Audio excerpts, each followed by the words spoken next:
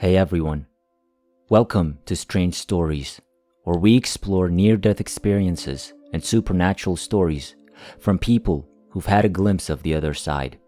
If you enjoy our content, please consider liking the video and subscribing to our channel. Without further ado, let's get to the story of the day. The incident occurred in 1985.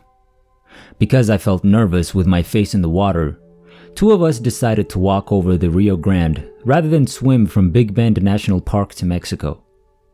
The water was crystal clear.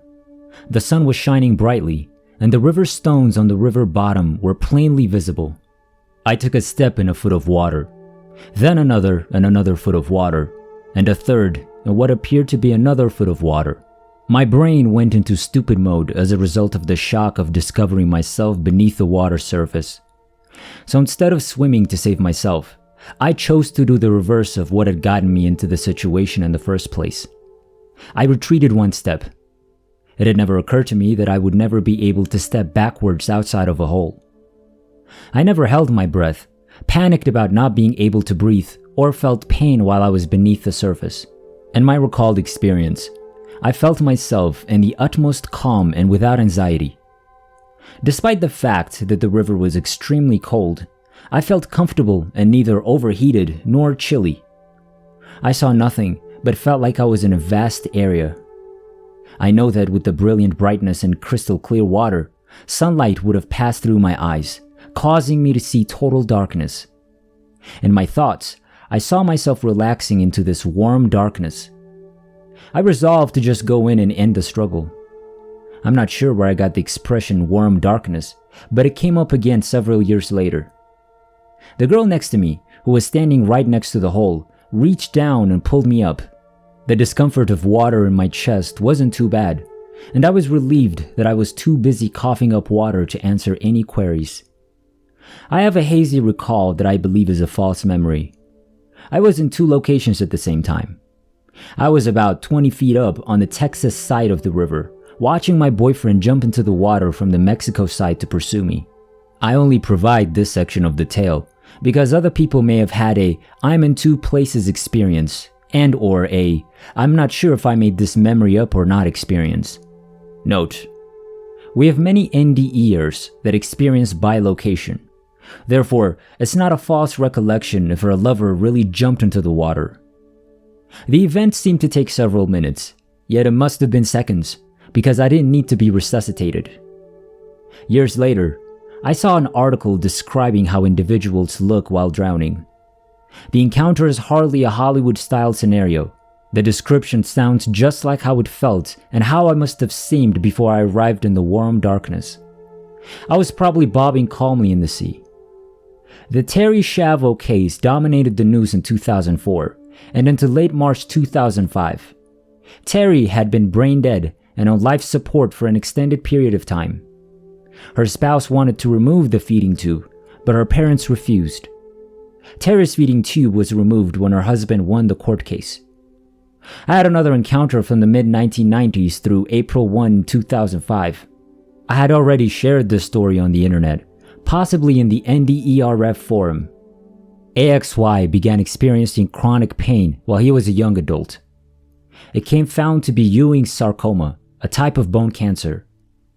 Cancer therapies extended his life by several years, but bone stress impacted his hip and other bones in some way, causing him to die in excruciating pain. My niece married AXY, an unlikable teenager in many ways, despite her parents' wishes. They were both too young to marry.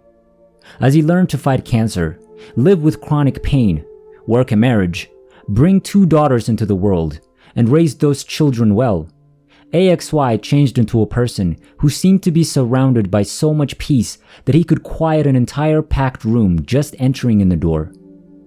AXY's agony worsened over time, and he was eventually unable to work.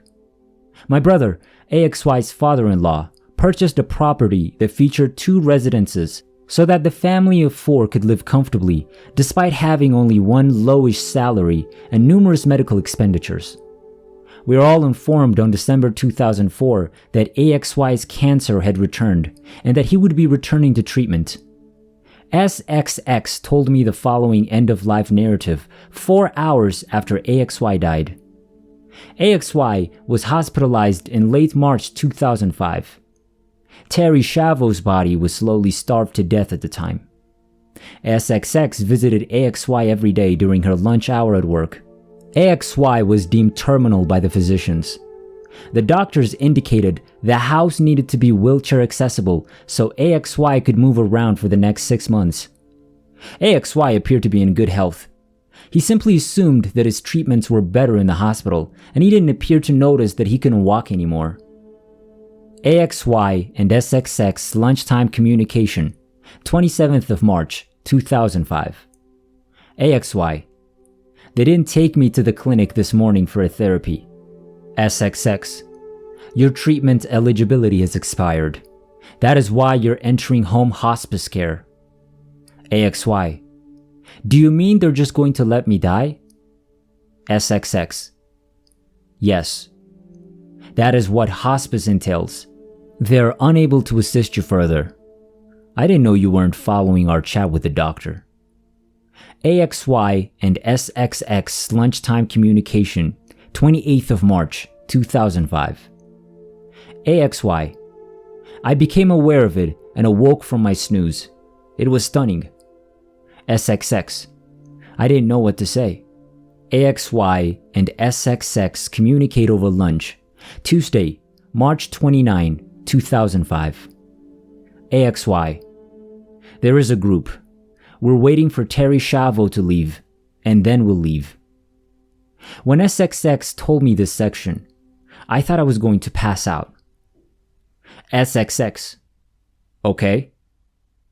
Wednesday, March 30, 2005. Lunchtime communication between AXY and SXX. AXY: call everyone in Arkansas and let them know I'll be in Dallas this week. I'll be departing soon and I want to say goodbye to everyone. SXX: okay. And she did exactly that. Nobody objected. On Thursday, March 31, 2005, at approximately 9 a.m., Terry Shavo had died, according to the report. Thursday, March 31, 2005, lunchtime communication between AXY and SXX. AXY: did Terry get through today? SXX: yes. They made the announcement on the news. I came in to clarify, rather than telling SXX that Terry had passed. AXY inquired if she had. SXX stated that AXY appeared to believe Terry had died but was unsure. AXY: notify everyone in Arkansas that they must start driving right away. I'm going to leave the hospital tonight. Physician: AXY: you can't leave tonight. Your house is being prepared to keep you comfortable, so I'm keeping you here until it's finished. AXY: I'm leaving this body tonight. I'm not going to that address. Physician: you have several nice months ahead of you to complete tasks. You look fine and feel fine right now, so that should tell you something. AXY: I'm sorry, but I'm going to die tonight. Doctor: you will stay till the cancer has completely taken over your lungs. Allow me to x-ray you so you can see your lungs for yourself. The x-rays took place. She didn't hear any conversations between AXY and the x-ray technician, but she was sure they were interesting. When the doctor saw the x-rays, he advised SXX that AXY's family should hurry to Dallas since he might only have a few hours remaining.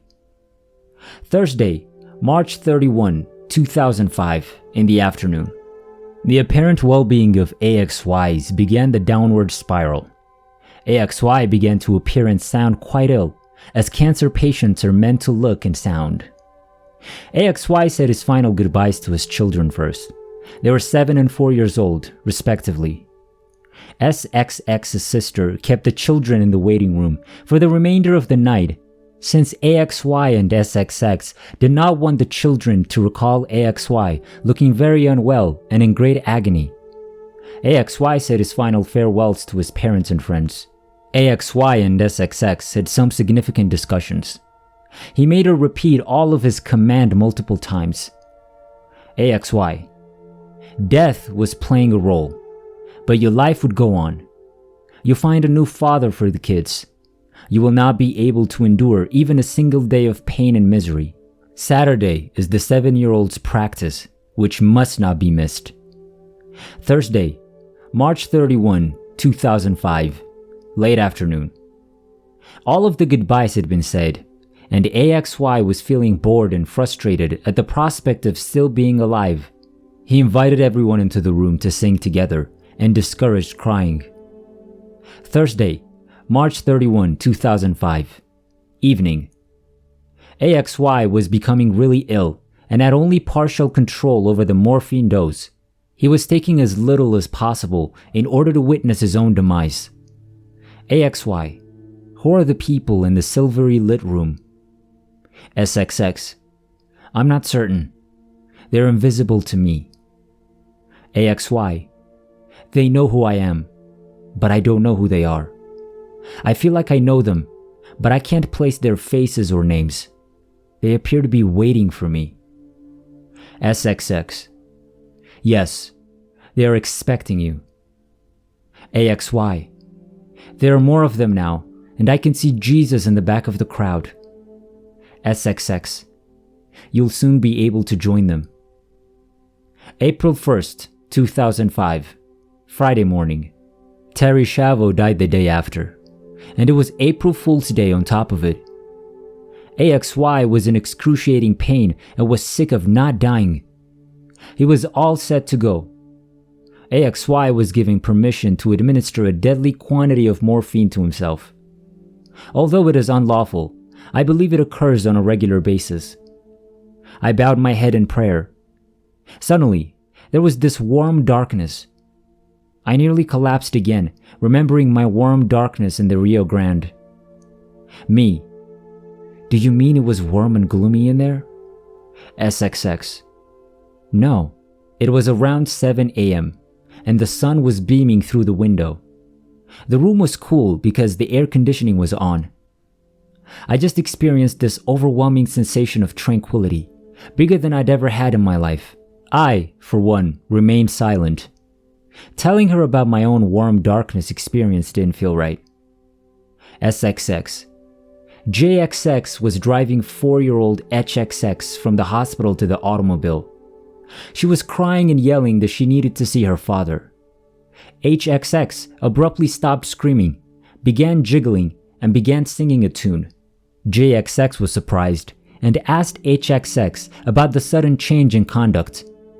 Daddy and I got to sing the last song together, HXX answered.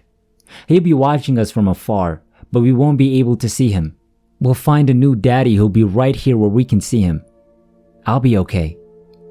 HXX was a practical and honest child who was not given to making up stories or telling lies.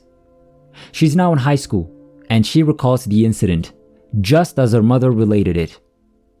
SXX told me after the funeral on Saturday, April 2, 2005.